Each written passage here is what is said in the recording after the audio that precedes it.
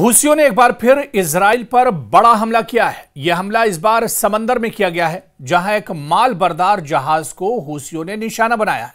बहरे अहमर, जो कभी सिर्फ एक अहम तिजारती रास्ता समझा जाता था, आज एक ऐसी गुजरगाह बन चुका है जहां ताकत, सियासत और मज़ाहमत की नई जंग लड़ी जा रही है।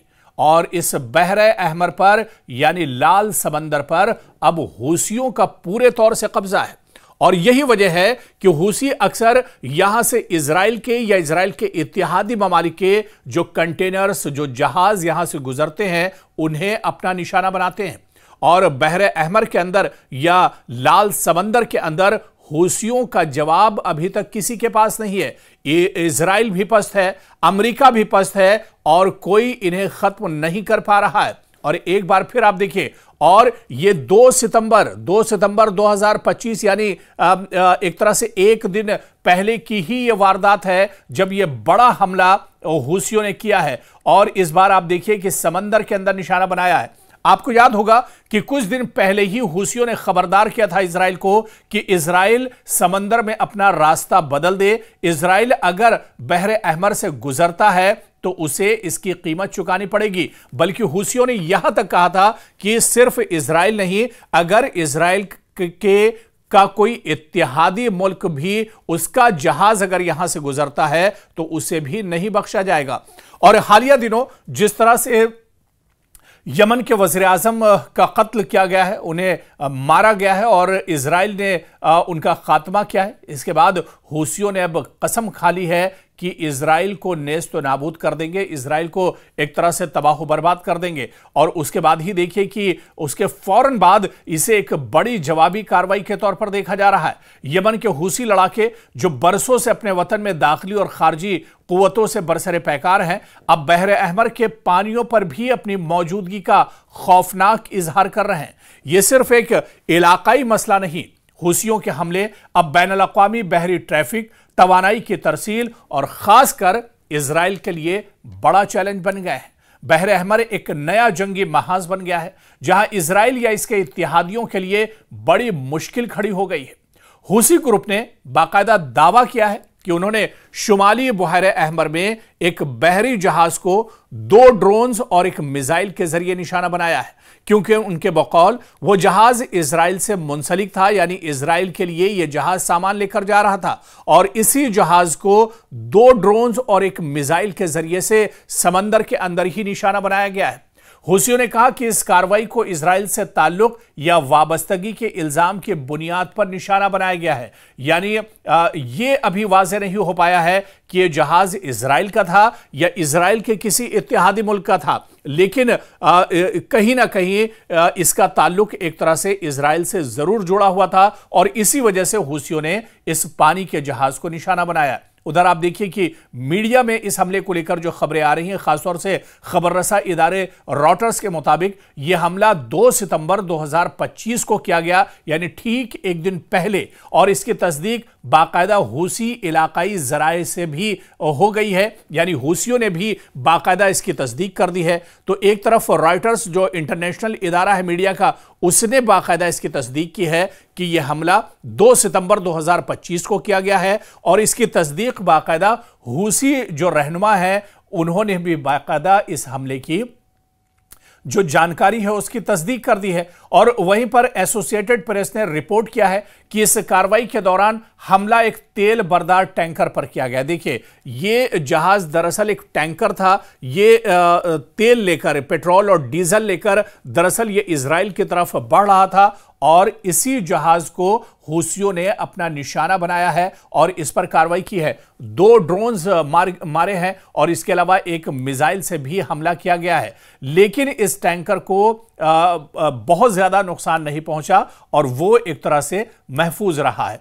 तो कुल मिलाकर आप देखिए कि इजराइल या इजराइल से जुड़ा हुआ कोई भी ममालिक का अगर कोई टैंकर, कोई कंटेनर या कोई जहाज पानी का बहरे अहमर से गुजरता है तो वो महफूज नहीं है। हालांकि लाख कोशिशें इसके लिए अमेरिका ने की हैं, लाख कोशिशें इसके लिए इजराइल कर रहा है। इजराइल ने समंदर के अंदर भी अपनी फौज अब एक तरह से बिठा दी है, लेकिन अभी तक समंदर के अंदर और लाल समंदर के अंदर हूसियों का तोड़ इजराइल और अमेरिका के पास नहीं है और इसी वजह से एक तरह से इजराइल पस्त हो रहा है। इजराइल को परेशानियों का सामना करना पड़ रहा है क्योंकि जो कंटेनर्स इजराइल के लिए सामान लेकर बहरे अहमर से गुजर रहे हैं, क्योंकि अब तो इजराइल की कोशिश ये रहती है कि इस रास्ते का इस्तेमाल ना किया जाए, लेकिन इस पूरे समंदर के अंदर इस पूरे इलाके का जो जोग्राफिया है और जो महल्ले वक़ू है, इसे आप देखिए कि इजराइल के लिए रेड सी से होकर गुजरना एक तरह से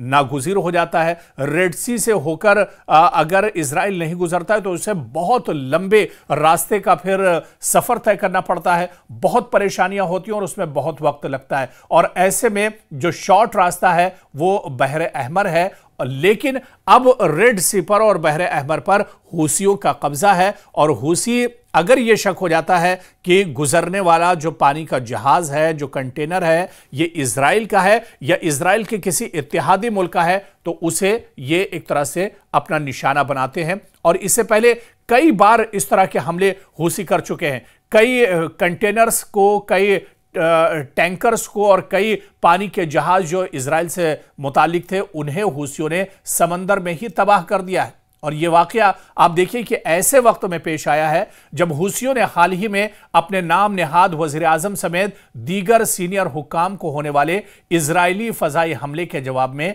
अपनी कार्रवाई एक तरह से तेज कर दी है। जिस तरह से यमन के वज़ीर आज़म का कत्ल किया गया, उन्हें इजराइल ने शहीद किया और उसके बाद ही हूसियों ने कसम खाई थी कि अब इजराइल को काफ़ी परेशानियां उठानी पड़ेंगी और इजराइल को एक तरह से कैफरे किरदार तक पहुंचाया जाएगा। और उसके बाद से ही इस तरह की कार्रवाई शुरू हो गई है। अभी इस हमले को एक हफ्ता भी नहीं हुआ है और रेड सी के अंदर आप देखिए कि हूसी एक बार फिर से कहीं ना कहीं एक्टिव हो गए हैं और उन्होंने इजराइल से जुड़े हुए इस जहाज पर हमला किया है। सीनियर हूती रहनुमा के जनाजे आप देखिए कि दारुल हुकूमत सना में तदफीन हुई, जिनमें हजारों अफराद ने शिरकत की और उन्होंने इजराइल और अमेरिका के खिलाफ शदीद नारे भी इस मौके पर लगाए थे।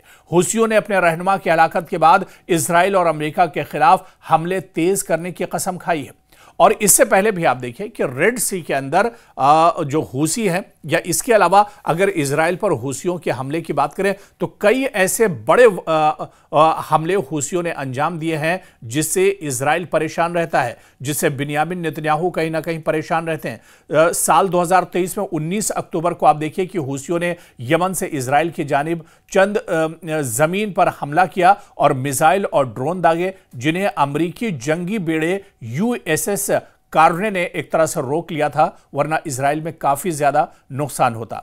14 नवंबर को एक बैलिस्टिक मिसाइल एलात हदफ बना, मगर इजराइल ने उसे भी रोक लिया। और इसी तरह से 22 नवंबर को हूसियों की जानिब से बहरे अहमर के रास्ते इजराइल के लिए एक क्रूज मिसाइल भी दागा गया, जिसमें काफी नुकसान हुआ। 6 दिसंबर को एक और मिसाइल, बैलिस्टिक मिसाइल एलात की तरफ दागा गया, लेकिन इजरायली डिफेंस सिस्टम ने इसे भी एक तरह से रोक लिया। और इसी तरह से आप अगर पहले के बहुत दूर न जाए और सिर्फ 2025 की आप बात कीजिए तो 2025 में भी इस तरह के कई हमले हूसियों की तरफ से इजराइल पर किए जा चुके हैं, जिसमें इजराइल को काफी ज्यादा नुकसान उठाना पड़ा है। 4 मई 2025 की अगर बात करें तो हूसियों ने एक बैलिस्टिक मिसाइल बिन गोरियन एयरपोर्ट पर तल अबीब के करीब फायर किया था। मिसाइल ने हुदूद के अंदर यह मिसाइल पहुंचा था। 8 अफराद को इसमें चोटें आई थी और परवाजें पूरे तौर से मुअत्तल कर दी गई थी और यह काफी बड़ा हमला था जो हूसियों की तरफ से किया गया था। जनवरी 2025 को आप देखिए कि मुतादिद हमले रिपोर्ट हुए। बैलिस्टिक मिसाइल, ड्रोन्स और क्रूज मिसाइल के जरिए इजराइल और बहरी जहाजों को हूसियों ने निशाना बनाया था। तो आप देखिए कि इस तरह के हमले इससे पहले भी एक तरह से हूसियों की तरफ से होते रहे और हूसी कहीं ना कहीं पहले के मुकाबले में अब बहुत ज्यादा मजबूत हो गए और यही वजह है कि अब सिर्फ उनके जो रॉकेट्स थे या जो ड्रोन्स थे, अब इससे कहीं ज्यादा आगे हूसी बढ़ चुके हैं। अब हूसियों के पास बैलिस्टिक मिसाइल भी हैं, लेटेस्ट ड्रोन भी हैं, क्रूज मिसाइल का इस्तेमाल भी करते हैं। और यहां तक की जो खबर आई थी कि ये हाइपरसोनिक सिस्टम्स और जो मिसाइल हैं इसका इस्तेमाल भी करते हैं और बेशतर हमले इजराइल के अलग अलग जो इलाके हैं वहां पर ये हमले किए जाते हैं। बिन गोरियन एयरपोर्ट को तो कई बार हूसी अपना एक तरह से निशाना बना चुके हैं। तो हूसियों का मौक़िफ़ है कि उनकी ये कार्रवाइयां फिलिस्तीन और गजा की हिमायत में है और वो इजराइल के खिलाफ अपनी मज़ाहमत जारी रखेंगे जब तक कि गजा पर हमले खत्म नहीं होते। इसी दौरान इजराइल मुसलसल हवाबाजाना और समुद्री जवाबी कार्रवाइयां कर रहा है, चाहे वो हवा से हो या समंदर के जरिए हो। लेकिन इजराइल के इस कार्रवाई के बाद भी हूसी बाज नहीं आ रहे हैं और जिस तरह से यमन के वज़ीर आज़म का कत्ल किया गया है उसके बाद से हूसियों में और ज्यादा नाराजगी है। यानी आने वाले दिनों में मशरिक़ वुस्ता में इजराइल पर हूसियों के और भी बड़े हमले हो सकते हैं।